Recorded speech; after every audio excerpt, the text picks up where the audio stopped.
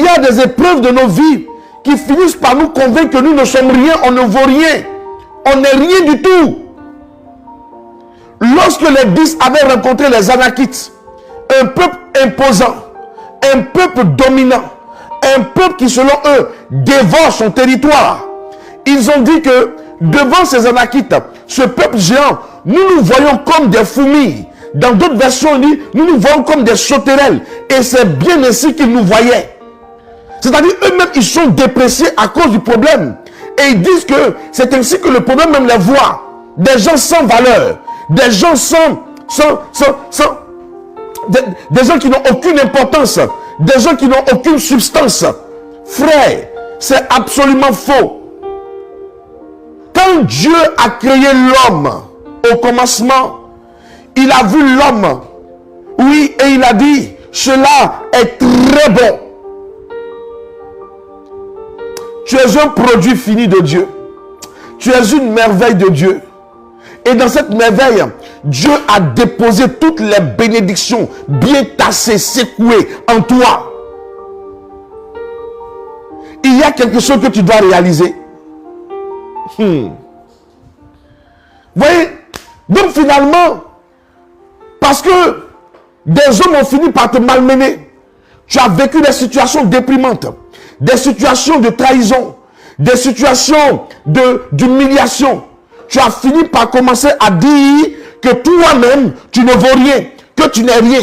Tu as connu des situations d'échec, des situations où des choses n'ont pas marché, où ta vie est bloquée. Tu as fini par réaliser en toi-même que tu ne vaux rien, tu n'es rien, tu es médiocre et que rien de bon ne peut se produire en toi. Je suis venu te dire que c'est absolument faux. N'écoute pas ce mensonge du diable.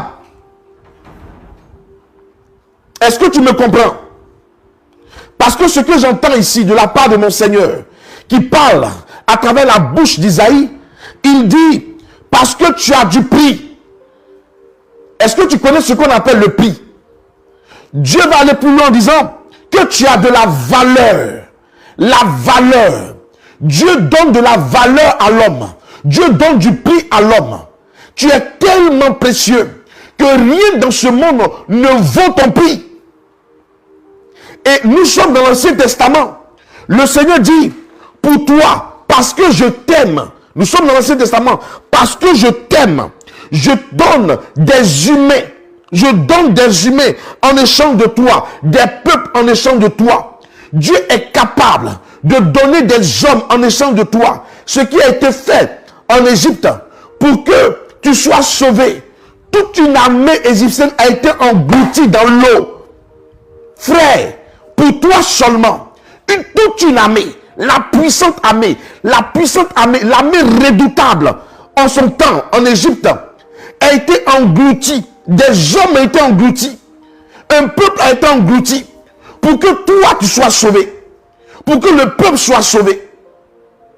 Sur la terre de Canaan, des habitants de Canaan ont été donc disqualifiés. Ont été donc, n'est-ce pas, dépossédés de leur terre. Pour que toi, tu possèdes cette terre. Pour toi, parce que tu as du prix aux yeux de Dieu. Ça encore, c'était dans l'Ancien Testament. Mais dans le Nouveau Testament, Dieu donne plus que les hommes. Dieu donne plus qu'un territoire. Dieu donne plus que des hommes. Il donne plus qu'un territoire pour t'avoir en échange, pour payer la rançon.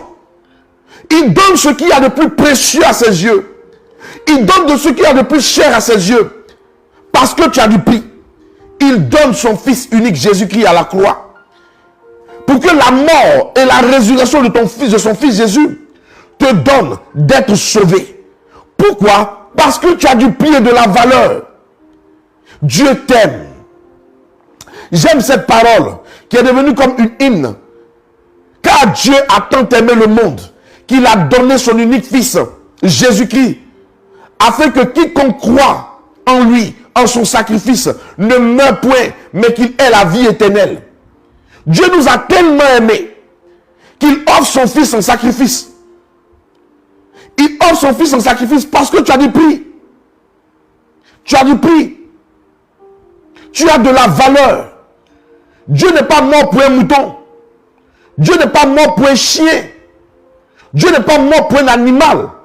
Dieu est mort pour toi. Tu vaux plus qu'un chien.